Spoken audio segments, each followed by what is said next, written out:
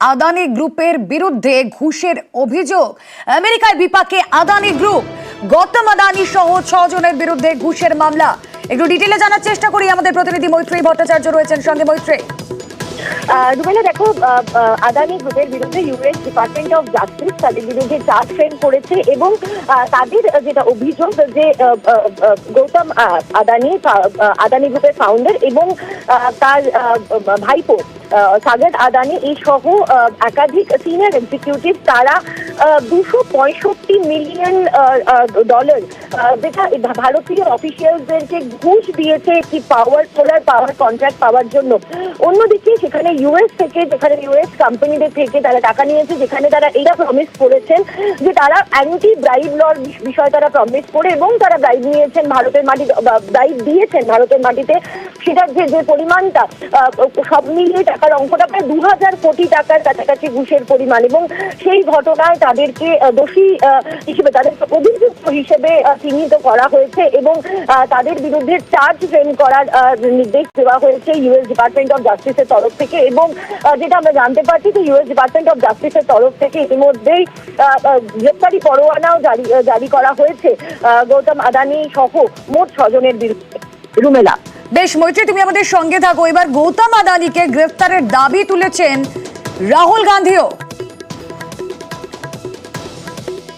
America में indictment हुआ है अदानी जी को, 2000 करोड़ रुपए का स्कैम है।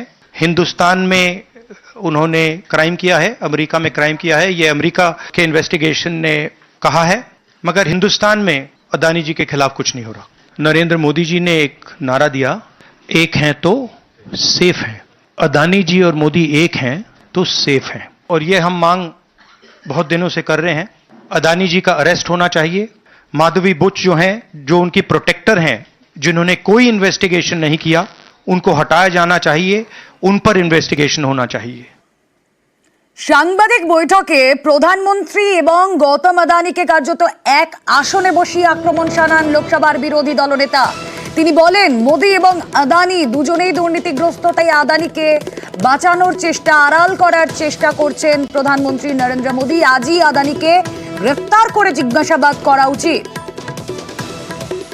কথা বলবো, মৈত্রেয়ী প্রতিনিধি রয়েছেন আমাদের সঙ্গে। মৈত্রেয়ী, গৌতম আদানিকে গ্রেফতার করা উচিত বলে দাবি করছেন রাহুল গান্ধী। শুধু এখানেই সে থামছেন না, তিনি বলছেন প্রধানমন্ত্রী নরেন্দ্র মোদি তিনি তাকে আড়াল করছেন।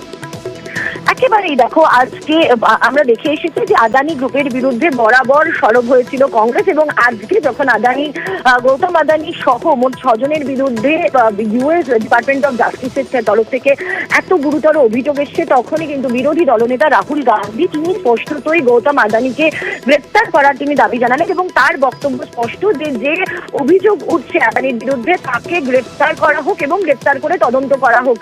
তিনি যেটা বলছেন যে একাধিক ক্ষেত্রে দেখা গিয়েছে যে এই দুর্নীতির বিরুদ্ধে সরব হয়েছেন প্রধানমন্ত্রী, এবং তিনি এবং বিভিন্ন কেন্দ্রীয় এজেন্সি দেখা গেছে তারা মুখ্যমন্ত্রীদেরকেও তারা অ্যারেস্ট করে নিচ্ছেন। ফলে সেখানে গৌতম আদানি, যার বিরুদ্ধে প্রায় 2000 কোটি টাকার দুর্নীতির অভিযোগ উঠছে, তাহলে তাকে কেন গ্রেপ্তার করা হবে না? এবং একই সঙ্গে তিনি নরেন্দ্র মোদি এবং গৌতম আদানিকে একই পংক্তিতে বসিয়ে তিনি বলছেন যে যদিও তিনি জানেন যে আদানিকে গ্রেপ্তার করা হবে না, তার কারণ আদানিকে প্রোটেক্ট করছেন নরেন্দ্র মোদি, এবং তাদের এই নেক্সাস একই সঙ্গে তারা কাজ করছেন, যেটা একেবারে পলিটিক্যাল, ফিনান্সিয়াল, বিউরোক্রেটিক একটি নেক্সাস, যেটা সব দিক থেকে একসঙ্গে কাজ করছে।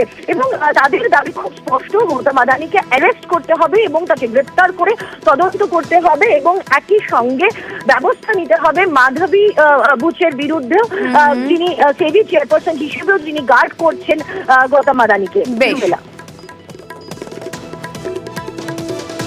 जहां भी करप्शन है वहां पे इन्वेस्टिगेशन होनी चाहिए, मगर इन्वेस्टिगेशन अदानी जी से शुरू होगी, और जब तक अदानी जी अरेस्ट नहीं होंगे तब तक क्रेडिबल बात नहीं बनेगी। और एंड में मैं आपको बता रहा हूं, नरेंद्र मोदी जी का नाम निकलेगा, क्योंकि बीजेपी की पूरी फंडिंग, पूरा फंडिंग स्ट्रक्चर इस व्यक्ति के हाथ में है। इसीलिए प्रधानमंत्री चाहे भी कुछ नहीं कर सकते।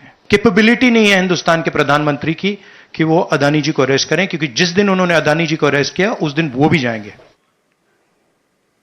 আর বাদুড়িয়ায় এই পোস্টারটা ঘিরে এই মুহূর্তে বিতর্ক দানা বাঁধছে। কেন?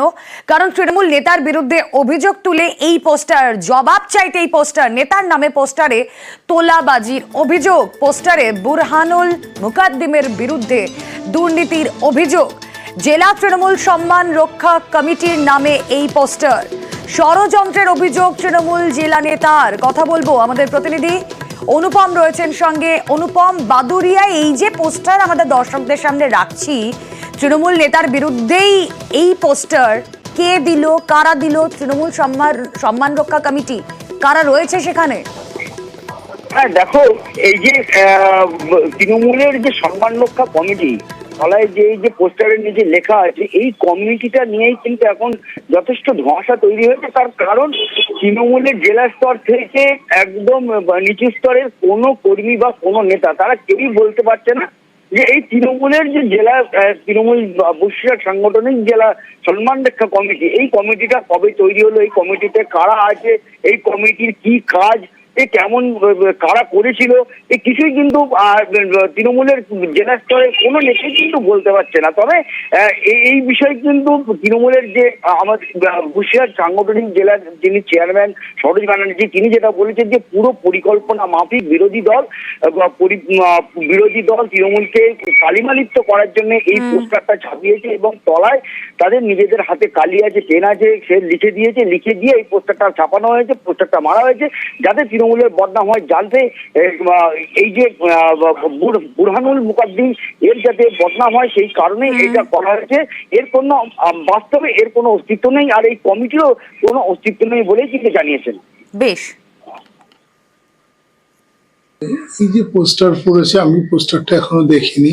যে অভিযোগগুলো জানেন ওরা কি করেছে পোস্টারে, খুব স্বাভাবিকভাবে এরকম কোনো কিছু হয়নি। কারণ আপনি দেখুন, পঞ্চায়েত ইলেকশন কবে হয়ে গেছে, আজকে এসে বলছে যে পঞ্চায়েত ইলেকশন টাকা নিয়েছে।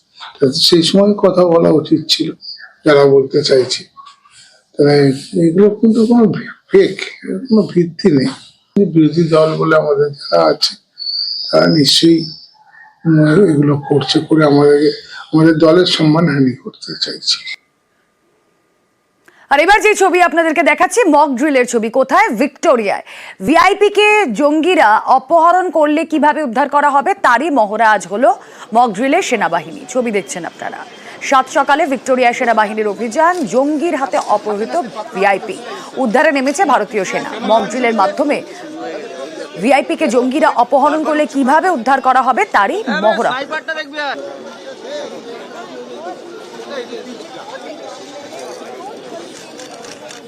During Sea Vigil exercise tactical phase red force के कुछ लोग विक्टोरिया मेमोरियल में आ गए थे। उन्होंने एक वीआईपी को होस्टेज किया था। खबर मिलते ही तुरंत इंडियन नेवी ने कोऑर्डिनेशन के साथ सीआईएसएफ क्यूआरटी और इंडियन आर्मी के स्नाइपर के साथ यहाँ पे एक्टिवेट हुए और 3 घंटे के अंदर सक्सेसफुली इन्फिल्ट्रेटर्स को पकड़ लिया एंड वीआईपी को रिहा करवा दिया। प्रॉपर ड्रिल किया गया सारी एजेंसीज का कोऑर्डिनेशन देखने के लिए and inter services, inter agencies coordination, communication, सारे एस्पेक्ट्स चेक करने के लिए, जो कि एक सक्सेसफुल रहा।